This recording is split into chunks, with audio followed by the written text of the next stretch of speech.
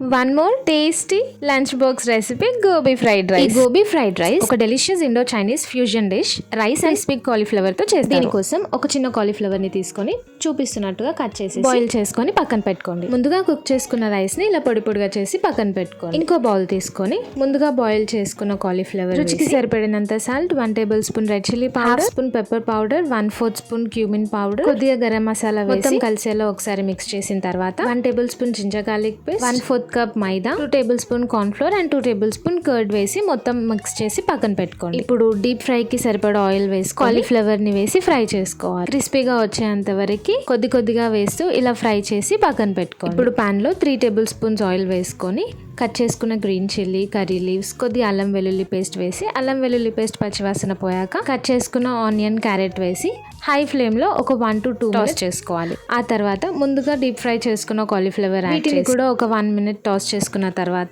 ముందుగా కుక్ చేసుకున్న రైస్ ని వేసి 2 to 3 minutes హై ఫ్లేమ్ లో టాస్ చేసుకున్న తర్వాత రుచికి సరిపడినంత ఉప్పు, కారం, మిరియాల పొడి, గరం మసాలా వేసుకొని ఒక 2 to 3 minutes హై ఫ్లేమ్ లో టాస్ చేసుకొని table spoon vinegar, 1 table spoon soya sauce వేసి మొత్తం కలిసేలా మిక్స్ చేసి లాస్ట్ లో చాప్ చేసుకున్న కొరియండర్ తో గార్నిష్ చేసుకుంటే అంతే, టేస్టీగా gobi fried rice ready. And ఈ గోబీ ఫ్రైడ్ రైస్ ని సర్వ్ చేసేటప్పుడు కట్ చేసుకున్న ఆనియన్, లెమన్ తో తింటూ ఉంటే ఆ మజానే వేరు. చాలా టేస్టీగా సూపర్ గా కుదిరింది. మీరు కూడా తప్పకుండా ట్రై చేసి ఎలా వచ్చిందో కామెంట్ చేయండి. Thank you for watching and do subscribe to my channel.